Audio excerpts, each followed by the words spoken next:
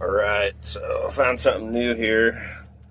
Everything runs good, gauges all work. Power on. Here's our dim control.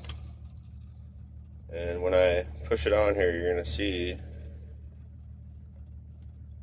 we've got power here. But look at it. You see how it's switching? So I don't know if that has something to do with it. So I'm kind of starting to suspect this switch here. So I'm going to pull this out, check a couple things. Probably end up pulling the cluster out anyways and just checking back there. And we'll see if we can see anything. But some progress. Okay, so I took the headlight switch apart just to inspect it.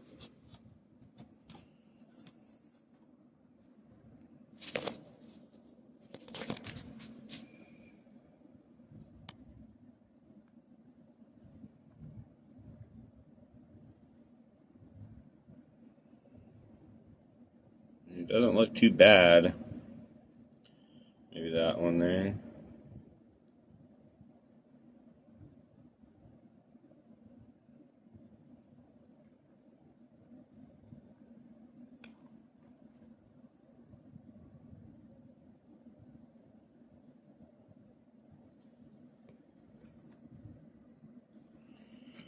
I don't think this is the problem.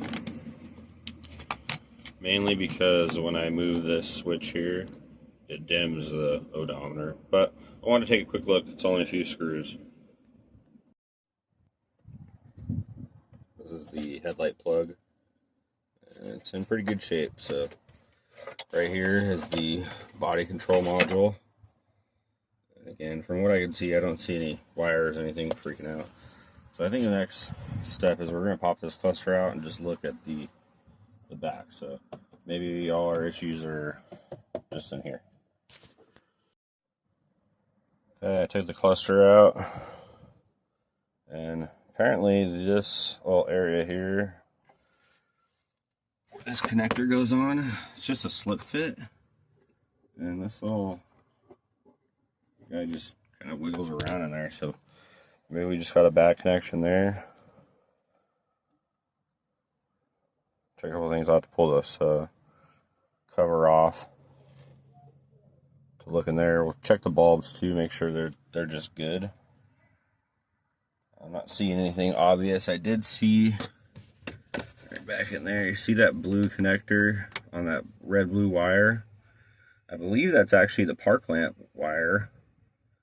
And I see it's got one of them splice tappers. I'm wondering maybe if that's something we gotta look into there. So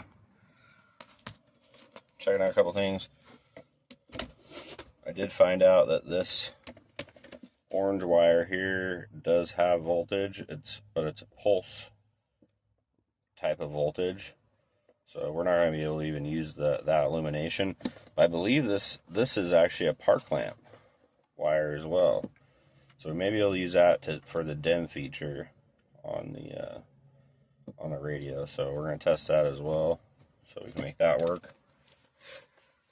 But I got to get it back together now. So I'm going to go ahead and put this back in, and we'll just see if anything changes. It's kind of goofy because it just literally slips in, and that's it. I guess that's a good enough connection, huh?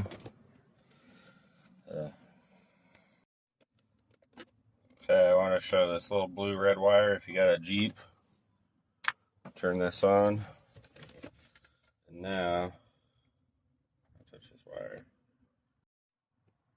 Okay, so as you can see, you got 12 volts to that. So that's our illumination light for the radio. And it's powered off this switch right here.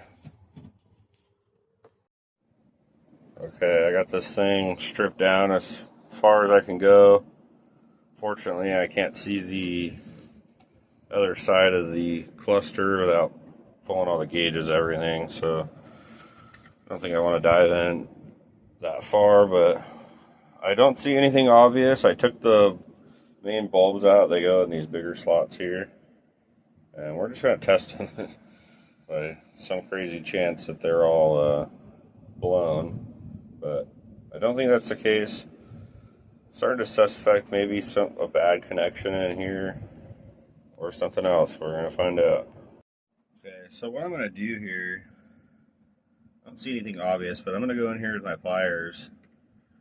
I'm going to take this little pin. I'm just going to give it the tiniest little twist. I'm going to do that to all of them. And then on the connector on the Jeep side, I'm going to put some paper shims or something behind just to make sure we got a good connection here. Because it's not actually clipped in, it just slides in with this little ramp here. So we're going to try that, see if anything changes.